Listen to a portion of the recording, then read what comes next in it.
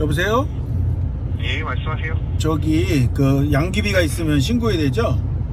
예. 빨갛게 핀 꽃이 있다면 한번 유심히 보셔야 할 것 같습니다. 이게 어쩌면 경찰에 신고해야 될 수도 있다고 하는데요. 특히 도심에서도 좀 종종 발견이 된다고 합니다. 대체 어떤 꽃이길래 경찰까지 출동을 하는 건지 자세히 알아봤습니다.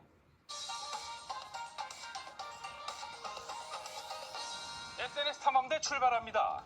여름이 가까워진 요즘 길에서도 꽃들을 아주 쉽게 만나볼 수 있습니다. 그런데 이 꽃을 본 적이 있을까요? 이 꽃은 보는 즉시 신고를 해야 한다고 합니다. SNS에서는 이 꽃을 보고 직접 신고하는 영상도 올라오고 있다는데요. 안녕하세요. 오늘은 그 시골이라는 길인데요. 여기에 있으면 안 되는 거기 때문에 한번 신고를 한번 해볼게요. 신고 즉시 경찰이 현장에 도착합니다. 다시 들어볼까요? 네, 화단에 핀 이 꽃의 정체는 바로 양귀비. 양귀비를 우연히 발견해 신고까지 마쳤다는 SNS 영상 속 주인공. 어떻게 길가에 핀 양귀비를 발견할 수 있었던 걸까요? 이분입니다. 저는 이제 한의사이기도 하고 꽃이라든지 이런 거에 관심이 좀 많이 있기 때문에 조금 더 쉽게 알아볼 수 있게 되었죠. 이렇게 시골 동네를 다니다 보면 밭이나 민가 주변에 유독히 붉으면서 크고 이렇게 몇 그루 안 되는 그런 식물들이 있을 때가 있어요. 그런 것들은 좀 이렇게 살짝 가서 한번 보면 일반적으로 그 단속용 양귀비일 가능성이 상당히 높아서 그렇게 발견하곤 하죠. 도시 외곽 지역뿐만 아니라 도심에서도 발견이 된답니다. 최근 한 커뮤니티 사이트에서 하루에 2번이나 양귀비를 도심에서 보고 2차례 신고했다는 게시글도 올라왔습니다. 양귀비를 보면 왜 신고를 해야 하는 걸까요? 양귀비 같은 경우는 원래 이제 마약류 관리법에 의해서 마약의 원료가 되는 그런 식물체입니다. 그렇기 때문에 원칙적으로 신고를 해서 폐기를 해야 되는 게 맞기 때문에 신고를 하게 되었습니다. 마약의 원료가 되기 때문에 신고 대상인 양귀비. 재배하는 사람들도 종종 있다고 하는데요.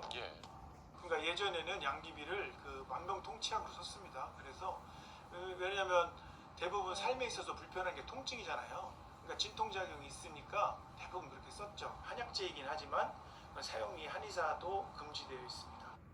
그렇다면 씨앗이 퍼져서 우리 주변에도 자랄 수도 있습니까? 양귀비 종자는 윈들리아 씨앗처럼 그렇게 공중으로 멀리 퍼지진 못하고 대부분 모본꽃 주변에 군락을 이룹니다.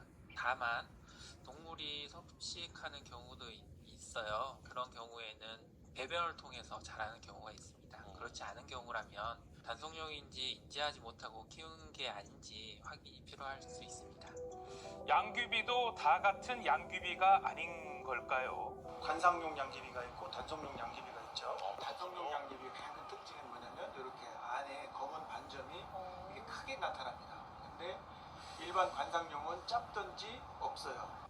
무조건 다 신고하는 건 아니고요. 구별을 한번 해보죠. 꽃봉오리를 보면요. 관상용은 잔털이 많습니다. 단속용은 털이 적고 또 매끄럽고요. 열매를 보고도 알 수 있는데요. 관상용은 도토리처럼 길쭉하고 단속용은 동그란 것을 확인할 수가 있습니다. 차이가 나죠.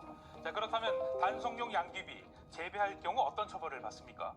마약 제조의 목적이 없다고 하더라도 마약의 원료가 되는 식물을 재배하거나 그 성분을 함유하는 종자 등을 이제 소지한 경우에는 마약류 관리에 관한 법률 제61조 제1항에서 5년 이하의 징역 또는 5천만 원 이하의 벌금에 처해지게 됩니다. 마약 양귀비는 재배하는 것 자체만으로 이제 아무래도 처벌의 대상이 되다 보니까 양귀비를 취급하실 때는 주의를 많이 하셔야 될 것으로 생각합니다. 마약의 원료가 되는 양귀비, 발견 즉시 신고는 필수입니다. 꼭 기억해 주시기 바랍니다.